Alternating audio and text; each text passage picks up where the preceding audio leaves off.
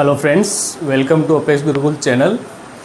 रे ऑप्टिक्स में next chapter हम टॉपिक स्टार्ट करते हैं स्फेरिकल रिफ्रैक्टिंग सरफेस। इससे पहले तक हमने रिफ्रैक्शन के लिए पढ़ा था, total internal reflection last topic हमने पढ़ा था।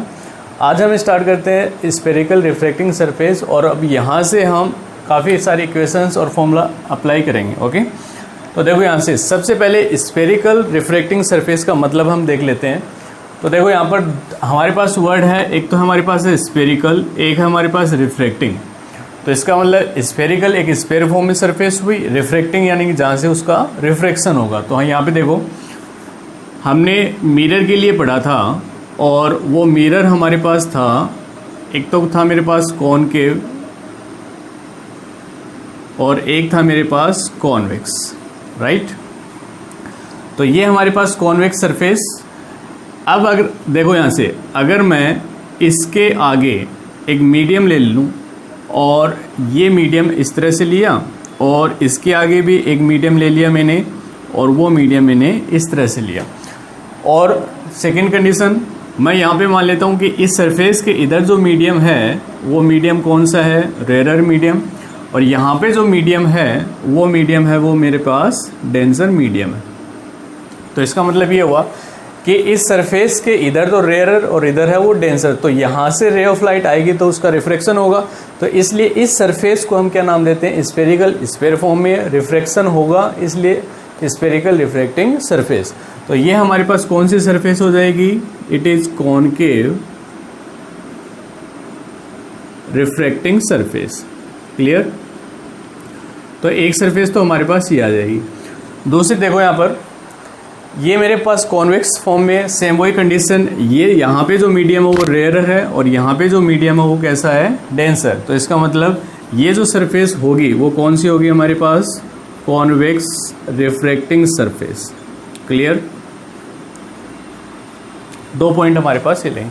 अब देखो यहाँ पे दो मीडियम है, इसका मतलब दोनों के क्या होंगे, रिफ्रैक्टिव इंडेक्स डिफरेंट होंगे। मान लेते हैं हमारे पास ये N1 रिफ्रैक्टिंग सरफेस है और ये हमारे पास N2 रिफ्रैक्टिंग सरफेस है।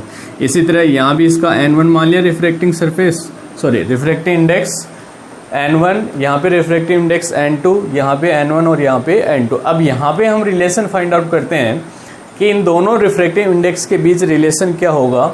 और यहाँ से देखो हमने मिरर वाले टॉपिक में लिया था कि ये हमारे पास मिरर था, मिरर का ये पॉइंट था वो हमारे पास पोल था, ये हमारे पास सेंटर ऑफ कर्वेचर था, ये हमारे पास क्या थी, रेडियस ऑफ कर्वेचर R, और ये हमारे पास फोकस पॉइंट F था। ओके, ये सरफेस है तो सेम यहाँ भी ऐसा ही होगा। यहाँ पे अगर हम बात करें तो देखें यहाँ पे ये पॉइंट इसका ऑलमोस्ट मिड पॉइंट हम कंसिडर करते हैं, वो हमारे पास है P मान ले, वही पोल हो गया। ठीक है, इसी का सेंटर ऑफ कर्वेचर होगा, इसी का फोकस पॉइंट होगा, ऑब्जेक्ट होगा। तो ये सारे पॉइंट्स हम यहाँ पर कंसिडर करेंगे। तो इसका मतलब ये अगर सेंटर ऑफ कर्वेचर यहाँ पर है C और ये R, ओके, तो N1, N2 और R इन तीनों का रिलेशन क्या होगा। और दूसरा ऑब्जेक्ट मान लिया जाए कि यहाँ पर मेरे पास एक ऑब्जेक्ट O है, यहाँ पर एक इमेज बन रही है I, और ये इमेज की डिस्टेंस V और ये ऑब्जेक्ट की डिस्टेंस U। तो रिफ्रैक्टिव इंडेक्स का इन तीनों के साथ क्या रिलेशन होगा, वो रिलेशन हम इस डेरिवेशन में पढ़ेंगे। तो ये काफ़ी इंपॉर्टेंट रिलेशन है। इससे आगे हम इंपॉर्टेंट फॉर्मूला जैसे लेंस मैक्रो फॉर्मूला है, लेंस फॉर्मूला है, उन फाइंड आउट करेंगे। इसी फॉर्मूले का यूज करके हम किसी भी स्फेरिकल सरफेस या जैसे लेंस की फोकल लेंथ फाइंड आउट कर सकते हैं, मीडियम का रिफ्रैक्टिव इंडेक्स फाइंड आउट कर सकते हैं। ओके, तो चलो हम स्टार्ट करते हैं कि स्फेरिकल रिफ्रैक्टिंग सरफेस में इन क्वांटिटीज़ के बीच रिलेशन है वो क्या होगा। ओके, तो ये जो रिलेशन है वो हम कॉन्वेक्स और कॉनकेव दोनों के लिए निकाल सकते हैं। तो देखो मेथड वही रहेगा, बस हल्का सा डायग्राम में चेंज आएगा कि हमारे पास सरफेस है वो चेंज होगी तो उसका रे डायग्राम भी चेंज हो जाएगा। ओके, तो देखो पॉइंट हम लेते हैं refraction at convex spherical surface. Convex spherical surface पर हम रिफ्रैक्शन लेते हैं। ओके, तो देखो सबसे पहले इसका रे डायग्राम हम समझ लें। रे डायग्राम एक इम्पोर्टेंट पॉइंट है इस डेरिवेशन के लिए। रे ऑफ टेक्स्ट में कोई भी पॉइंट लें हम, वहाँ पर रे डायग्राम काफ़ी इंपॉर्टेंट होगा। तो देखो सबसे पहले हम मान लेते हैं कि हमारे पास रिफ्लेक्टिंग सरफेस है, वो कैसी है, कॉन्वेक्स। तो ये हमने एक कॉन्वेक्स सरफेस कंसिडर की, राइट। और इसको थोड़ा सा बड़ा बना लें। ये कॉन्वेक्स सरफेस हमने कंसिडर की, जिसके इस साइड जो मीडियम है वो कैसा मीडियम है, रेयर मीडियम, और एयर मान लेते हैं, और उसका रिफ्रैक्टिव इंडेक्स है वो कितना है, N1। और इसके आगे मान लेते हैं कि यहाँ तक हमारे पास जो मीडियम है वो कौन सा मीडियम है, डेंसर मीडियम, और इस डेंसर मीडियम का रिफ्रैक्टिव इंडेक्स है वो हमने मान लिया कितना है, N2, राइट। अब देखो रे डायग्राम स्टार्ट करने से पहले ये हमारे पास वही लाइन है जो प्रिंसिपल एक्सिस हम मिरर के लिए यूज में लेते हैं। अब यहाँ पे देखो हम कुछ चीज़ें अज्यूम करेंगे। अज्यूम क्या करेंगे, जितनी भी डिस्टेंस जो मिरर में हम अज्यूम करते हैं सेम वही, जितनी भी डिस्टेंस मेजर करेंगे वो इस पॉइंट P से मेजर करेंगे, first condition. Second, ray of incident ray की डायरेक्शन में जो डिस्टेंस होगी वो हम पॉजिटिव लेंगे, उसके अपोजिट डायरेक्शन में जो डिस्टेंस होगी वो हम नेगेटिव लेंगे। तो इसका मतलब अगर ऑब्जेक्ट यहाँ पे मैं रखता हूँ तो रे ऑफ लाइट इस डायरेक्शन में जाएंगी, तो इस डायरेक्शन में जितनी भी डिस्टेंस होंगी वो हम पॉजिटिव लेंगे, इससे अपोजिट जो जाएंगे वो हमारी डिस्टेंस होगी वो नेगेटिव होगी। तो इसका मतलब इस P की इधर वाली डिस्टेंस नेगेटिव, इधर वाली डिस्टेंस पॉजिटिव। सेकेंड पॉइंट, इस प्रिंसिपल एक्सिस से अपवर्ड डायरेक्शन में जो डिस्टेंस आएंगी वो पॉजिटिव होंगी, और डाउनवर्ड डायरेक्शन में जो डिस्टेंस आएंगी वो नेगेटिव होंगी। ओके, तो ये हमारे पास पॉइंट आ जाएगा। तो देखो यहाँ पर मान लेते हैं हम कि यहाँ पर हमारे पास एक ऑब्जेक्ट लेते हैं हम O। अनोदर अज्यूमसन हम ये करते हैं कि हमारे पास ऑब्जेक्ट होगा वो एक पॉइंट साइज का होगा, ये हम अज्यूम करके चलेंगे। तो ऑब्जेक्ट O रेयर मीडियम में रखा हुआ है। अब देखो इससे हम इमेज फॉर्म करते हैं। तो फर्स्ट रे ऑफ लाइट गई स्ट्रेट परपेंडिकुलर गई, तो वो विदाउट रिफ्लेक्शन सीधी निकल जाएगी, फर्स्ट कंडीशन। सेकेंड रे ऑफ लाइट जो है वो एक एंगल से इस पर इंसिडेंट होती है, तो एक एंगल से इंसिडेंट होगी, तो नॉर्मल यहाँ पे नॉर्मल ड्रॉ कर दें, और मैं मान लेता हूँ कि ये हमारे पास नॉर्मल है। ओके, जो कहाँ पे मिलता है, सेंटर ऑफ कर्वेचर C पे मिलता है, ठीक है। देखो ये रे ऑफ लाइट गई, अब रेयर से डेंसर जा रही है तो नॉर्मल की तरफ बेंड हो जाएगी, तो ये नॉर्मल की तरफ बेंड हो गई, और नॉर्मल की तरफ बेंड हुई तो देखो एक रे ऑफ लाइट ये आई, एक रे ऑफ लाइट ये आई, जहाँ भी two ray of light cross करेंगे आफ्टर रिफ्रैक्शन वहाँ पे क्या बन जाएगी, इमेज बन जाएगी। तो आई जो है वो ऑब्जेक्ट O की क्या बन गई, इमेज बन गई, राइट। अब देखो यहाँ इसको डिस्टेंस है वो मेजर कर रहे हैं, वो इसके नेम दे दें। P से जो डिस्टेंस होगी वो U हमारे पास क्या है, ऑब्जेक्ट डिस्टेंस। P से जो डिस्टेंस होगी वो R रेडियस ऑफ कर्वेचर, और ये जो इमेज डिस्टेंस होगी V, ये I से इमेज डिस्टेंस होगी, ठीक है। अब देखो ये इंसिडेंट पॉइंट हम कंसिडर कर लेते हैं, ये इंसिडेंट पॉइंट मैं मान लेता हूँ P, क्लियर। तो हमारे पास देखो रे डायग्राम क्या कहता है कि हमारे पास एक कॉन्वेक्स स्फेरिकल सरफेस है जिसके P पॉइंट से U डिस्टेंस पर एक ऑब्जेक्ट O रखा हुआ है। इस O की इमेज जो बन रही है I यहाँ पे बन रही है, और P से कितनी डिस्टेंस पे बन रही है, V डिस्टेंस पर, और इस स्फेरिकल सरफेस की जो रेडियस ऑफ कर्वेचर है वो कितनी है हमारे पास, R।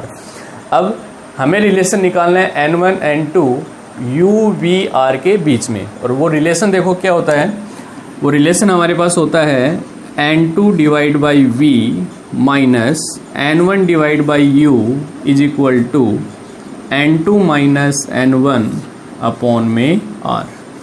ये रिलेशन हमारे पास है, क्लियर।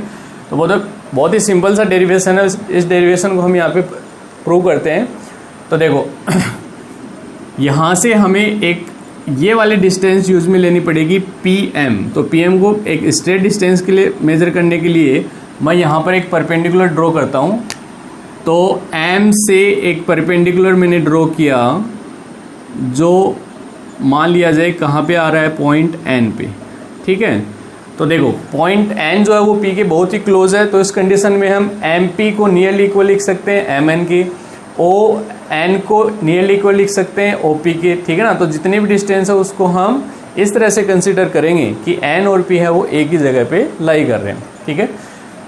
एक कंडीशन और अज्यूम करेंगे, यहाँ पे प्रिंसिपल एक्सिस से जो भी एंगल ये बन रहे हैं ये एंगल बहुत ही स्मॉल है, स्मॉल एंगल है। तो इन स्मॉल एंगल को हम नेम दे दें, मान लें ये एंगल हमारे पास है अल्फ़ा, ये एंगल है हमारे पास बीटा और ये एंगल है हमारे पास गामा। तो देखो हमने यहाँ पे अज्यूम क्या क्या किया है, हमने फर्स्ट पॉइंट अज्यूम किया है कि हमारे पास ये जितनी भी डिस्टेंस है वो सारी यहाँ से पी से मेजर करेंगे, ये पॉजिटिव डिस्टेंस, ये नेगेटिव डिस्टेंस, ये पॉजिटिव और ये नेगेटिव। ऑब्जेक्ट है वो हमारे पास पॉइंट साइज का होगा। दूसरा, प्रिंसिपल एक्सिस से जो रे ऑफ लाइट है वो एंगल बनाएंगे वो एंगल बहुत ही स्मॉल होंगे, ये हमने यहाँ पे अज्यूम किया। ओके, अब देखो साफ साफ दिखाई दे रहा है, ये इक्वेशन हमें प्रूव करनी है, तो इसका मतलब n2 n1 का रिलेशन हम स्नेल लॉ से निकालते हैं। तो बहुत सारे लॉ ऑलमोस्ट डेरिवेशन में जब भी हमारे पास रिफ्रैक्टिव इंडेक्स की बात आती है तो हम स्नेल लॉ को काम में लेते हैं। तो देखो इसको प्रूव करते हैं।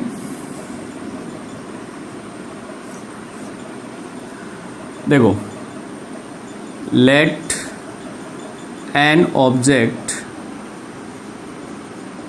लाई in rarer medium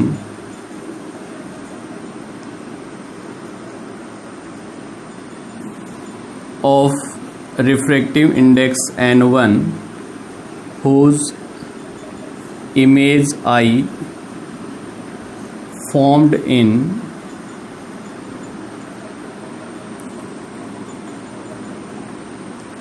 denser medium of refractive index n2। Okay, तो यहाँ से देखो from Snell law, Snell law क्या कहता है भाई, n2 divide by n1 is equal to sine i divide by sine are.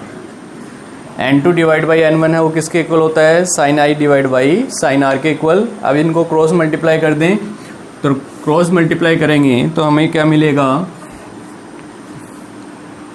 n1 into sine i is equal to n2 into sine r. Clear, ये हमें मिल गया। अब देखो हमने एज्यूम किया था एंगल जितने भी बनेंगे वो सारे के सारे क्या होंगे, स्मॉल होंगे। तो एंगल आई कौन सा भाई, नॉर्मल और इंसिडेंट रे के बीच बनने वाला एंगल आई, और नॉर्मल और रिफ्लेक्टेड एंगल के बीच, सॉरी रे के बीच बनने वाला angle, angle of refraction R आ गया। ओके, तो ये हमारे पास दो एंगल आ गई। तो देखो angle i and r very small, so sine i is nearly equal to i, sine r is nearly equal to r. तो ये हमने पढ़ा है, हमेशा याद रखना, साइन और टेन में जब एंगल स्मॉल होते हैं तो उस कंडीशन में साइन थीटा जो है या एंगल को उसके एंगल के इक्वल लिखेंगे। तो यहाँ पे देखो अगर 5 डिग्री से कम एंगल आता है तो उस कंडीशन में ये हम अप्लाई करेंगे। तो साइन आई है वो किसके इक्वल होगा, आई के, और साइन आर है वो किसके इक्वल होगा, आर के। तो हम यहाँ पर इक्वेशन में क्या रख सकते हैं, आई की, साइन आई की जगह आई रख दिया और आर की, साइन आर की जगह आर रख दिया, इक्वेशन नंबर 1। ओके, यहाँ तक कोई दिक्कत नहीं है। अब देखो मेन जो है इस डेरिवेशन में अब हमें करना है, आई और आर की वैल्यू हम निकाल के इस इक्वेशन में पुट कर दें तो हमें ये रिलेशन मिल जाएगा। ओके, तो देखो सबसे पहले आई की बात करें तो हम अब ट्राइंगल स्टार्ट करते हैं। देखो ट्राइंगल बन रहा है O C M, triangle O C M की बात करें तो देखो नाउ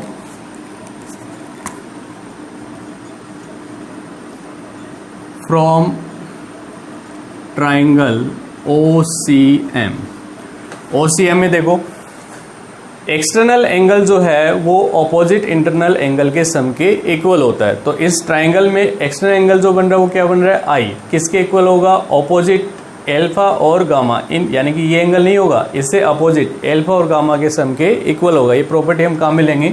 तो देखो यहाँ पे लिख सकते हैं angle i is equal to alpha plus gamma. मैं यहाँ पे मेंशन कर देता हूँ external angle equal to sum of opposite internal angle, internal angle के सम के इक्वल होगा। तो आई को हम क्या लिख सकते हैं, एल्फा प्लस गामा। तो यह देखो आई की वैल्यू हमें मिल गई यहाँ पे, तो एक इक्वेशन आ गई हमारे पास ये। अब बच गया आर, तो आर की वैल्यू निकालने के लिए देखो ये ट्राइंगल बन रहा है MIC बन रहा है, MIC में देखो आर आ रहा है हमारे पास। तो अब यहाँ पे ट्राइंगल ये ले लें, फ्रॉम ट्राइंगल MIC। तो यहाँ से देखो गामा जो है वो एक्सटर्नल एंगल है, आर और बीटा वो अपोजिट इंटरनल एंगल है। तो हम क्या लिख सकते हैं यहाँ पे, gamma is equal to r plus beta. तो आर की जो वैल्यू आएगी वो क्या जाएगी, गामा माइनस बीटा। ये आ गई हमारे पास इक्वेशन थर्ड। तो देखो आई और आर की वैल्यू आ गई, लेकिन ये आई और आर की वैल्यू किसकी फॉर्म में आई है, एल्फा बीटा और गामा की फॉर्म में। इसलिए हम एल्फा बीटा और गामा को हम इस फॉर्म में यू वी आर की फॉर्म में निकाल के इक्वेशन 1 में पुट कर दें तो हमें ये रिलेशन मिल जाएगा। तो देखो यहाँ पे आई एल्फा और बीटा और गामा की वैल्यू निकालने के, देखो ट्राइंगल हम स्टार्ट करते हैं OMN, ये वाला ट्राइंगल ले लें, ठीक है। तो देखो यहाँ से फ्रॉम ट्राइंगल OMN, एन हमने मेंशन कर दिया कि एम से एन ओ इस प्रिंसिपल एक्सिस पे एक डाला गया परपेंडिकुलर, और वो इस तरह से कि पी और N very close to each other, ठीक है ना। तो OMN में देखो एल्फा की वैल्यू हमें चाहिए, तो मैं इसको क्या लिख सकता हूँ, tan एल्फा। tan क्या होता है भाई, परपेंडिकुलर अपॉन बेस। परपेंडिकुलर क्या अपने पास MN, बेस जो है वो क्या है ON, MN divide by ON, okay. अब देखो यहाँ पे कंडीशन अप्लाई करते हैं, P and N are very close, ठीक है। तो जहां भी N है वहां पे हम क्या पुट कर सकते हैं, P। दूसरी कंडीशन एल्फा बीटा और गामा है वो हमारे लिए क्या है, स्मॉल एंगल। तो tan एल्फा को हम क्या लिख सकते हैं, एल्फा के इक्वल, देखो वही सेम कंडीशन अप्लाई करेंगे साइन वाली। तो स्मॉल एंगल है तो उसमें साइन और tan जो है वो एंगल के इक्वल होते हैं, ये कंडीशन हमेशा याद रखनी है। तो tan एल्फा को मैंने नियरली इक्वल लिख दिया किसके, एल्फा के, और n जहाँ भी है वहाँ पे मैंने लिख दिया p। तो क्या जाएगा मेरे पास, MP upon OP, equation number 4। तो देखो यहाँ से एल्फा की वैल्यू मेरे पास आ गई। सेम ये मेथड हम काम लेंगे बीटा और गामा की वैल्यू निकालने के लिए। तो देखो बीटा और गामा हमारे पास है, बीटा के लिए देखो ये ट्राइंगल बनना मेरे पास MNI दिखाई दे रहा है। तो ये ट्राइंगल MNI की से बीटा की वैल्यू निकाल सकते हैं। तो देखो क्या जाएगा, फ्रॉम ट्राइंगल MNI से tan बीटा क्या जाएगा भाई, और tan बीटा को हम नियरली इक्वल टू बीटा लिख सकते हैं, स्मॉल एंगल है। तो क्या जाएगा मेरे पास, MN divide by NI, MN divide by NI, और n की जगह p मेंशन कर सकते हैं। तो बीटा इक्वल टू क्या जाएगा, MP upon PI, equation number हमें मिल जाएगी 5, ओके। तो ये हमारे पास बीटा आ गया। अब बीटा के साथ हम निकाल सकते हैं क्या, गामा। गामा के लिए देखो ट्राइंगल बन रहा है MNC बन रहा है। तो इस ट्राइंगल से बीटा गामा की वैल्यू निकाल लें, फ्रॉम ट्राइंगल MNC। तो tan गामा, और जो नियरली इक्वल होगा किसके, गामा के। तो वही सेम परपेंडिकुलर अपॉन बेस का रिलेशन निकालें। तो गामा क्या आ जाएगा, परपेंडिकुलर क्या अपने पास MN, बेस जो है वो क्या हमारे पास NC। तो हमें क्या मिल जाएगा, gamma equal to MN divide by NC, और n को हम किससे रिप्लेस कर देंगे, P से। तो MP upon PC, equation number 6। तो देखो सेम इजी मेथड में एल्फा बीटा और गामा की वैल्यू हमने निकाली। अब हमें इक्वेशन इसमें I और R की वैल्यू चाहिए, I और R की वैल्यू यहाँ से पुट करेंगे। तो एल्फा बीटा और गामा की यहाँ पे वैल्यू पुट कर दें तो हमें I और R मिल जाएगा। तो सबसे पहले देखो I और R की वैल्यू पुट कर दें इक्वेशन 1 में, फ्रॉम इक्वेशन 1, 2 एंड 3। इक्वेशन 1, 2, 3 में 2 और 3 से I और R की वैल्यू पुट कर दें 1 में। तो N1 I की वैल्यू हमारे पास क्या है, एल्फा प्लस गामा और आर की जो वैल्यू है वो हमारे पास क्या है, गामा माइनस बीटा। ओके, अब वैल्यू पुट कर दो। एल्फा की वैल्यू देखो क्या है, M P upon O P, beta की value M P upon P I और गामा की वैल्यू है। तो सबकी वैल्यू पुट करें तो N1, एल्फा की वैल्यू पुट करें M P upon O P plus gamma हमारे पास क्या है, M P upon P C equal में क्या आ जाएगा, N2। गामा की वैल्यू पुट कर दें M P upon P C और बीटा की वैल्यू पुट कर दें M P upon P I. Okay, अब देखो दोनों तरफ कॉमन जो आ रहा है वो क्या आ रहा है, एम पी कॉमन आ रहा है और N1 और N2 को अंदर मल्टीप्लाई कर दें। ठीक है, तो देखो सिंपली हमने क्या किया, स्नेल लॉ यूज में लिया, N2 upon N1 equal to sine i upon sine r, दोनों को हमने इक्वल किया। एंगल स्मॉल है तो साइन आई को आई लिखा, आर को आर लिखा, तो हमारे पास ये रिलेशन आ गया। अब आई और आर की वैल्यू हम एल्फा बीटा गामा की फॉर्म में निकालेंगे तो external angle equal to opposite sum of opposite internal angle, इस का यूज करके हम एल्फा और आई और आर की वैल्यू एल्फा बीटा और गामा की फॉर्म में निकाल लें। ट्राइंगल का यूज करके एल्फा आ गया, बीटा आ गया, गामा आ गया और इनकी वैल्यू पुट करने पे हमें ये रिलेशन मिल जाएगा, सिंपल। अब देखो इसको कॉमन लेके सोल्व करें तो हमें क्या मिल रहा है, N1 जो है वो अंदर मल्टीप्लाई कर दें, MP को बाहर निकाल लो तो MP तो बाहर आ गया, N1 divide by OP plus N1 divide by PC equal to MP बाहर आ गया। अब क्या बचेगा अंदर, N2 upon PC plus minus N2 upon PI, ये हमारे पास आ गया। MP से MP कट हो गया, अब ये रिलेशन बच गया तो हमें क्या मिल रहा है, N1 upon OP plus N1 upon PC N2 upon PC minus N2 upon PI। सारी वैल्यूज़ आ गई। अब देखो इन सभी की वैल्यूज़ हम पुट करेंगे साइन कन्वेंशन का यूज़ करके। तो साइन कन्वेंशन क्या कहता है, इस साइड जो जितनी भी डिस्टेंस है वो पॉजिटिव, इधर जो डिस्टेंस है वो नेगेटिव। तो देखो ध्यान से, OP की जो वैल्यू है वो किसके इक्वल है, U, इस साइड है तो क्या आ जाएगा माइनस U। PC क्या आ जाएगा, R प्लस में आ जाएगा, PC है वो R आ जाएगा, PI वो क्या आ जाएगा प्लस का V आ जाएगा। ओके, तो ये वैल्यू पुट कर दें तो वैल्यू पुट करने पे क्या मिल जाएगा हमें, देखो on putting values by sign convention, sign convention का यूज करके वैल्यू पुट करते हैं तो OP जो है वो हमें मिल रहा है माइनस U प्लस PC जो है वो है प्लस में R, N2 PC है वो R माइनस और ये हमारे पास है V। ओके, ये हमें V मिल गया। बस अब देखो इस रिलेशन में N2 अपॉन V माइनस ये रिलेशन हमें लाना है तो इस टर्म को इधर लेके आ जाओ और इसको इधर ले जाओ तो क्या मिल जाएगा हमें, N2 divide by V minus N1 upon U is equal to N2 divide by R minus N1 divide by R। तो इसको हम क्या लिख सकते हैं, N2 divide by V N1 divide by U N2 minus N1, LCM वो R आ रहा है और डिवाइड में क्या जाएगा R। तो ये हमें मिल जाएगा रिफ्रैक्शन फॉर्मूला।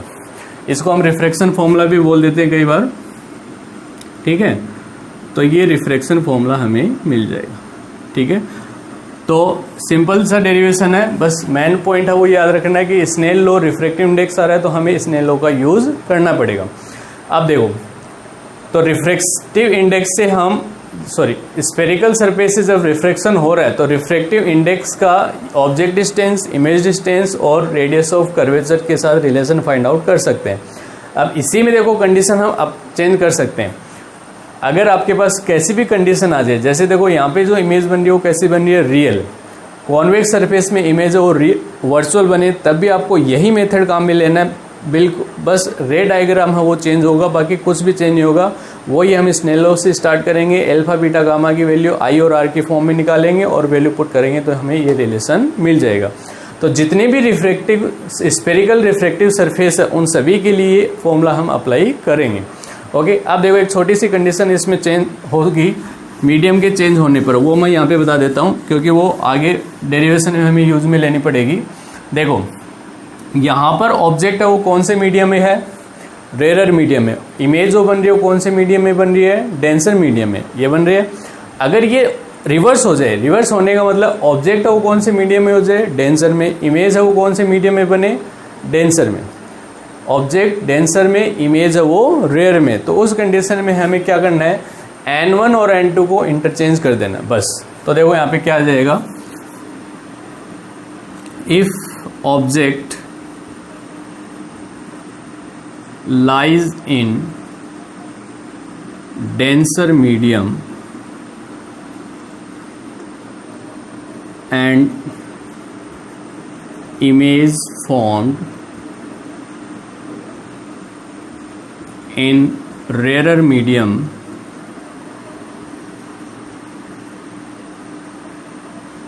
then relation, तब हमें रिलेशन क्या मिलेगा, और वो रिलेशन हो जाएगा N1 upon U minus N2 upon V equal to N1 minus N2 divide by R। तो ये पॉइंट याद रखना कि जब भी हमारे पास ये कंडीशन चेंज होती है बस आपको रिफ्रैक्टिव इंडेक्स को एक दूसरे से इंटरचेंज करना है, ठीक है।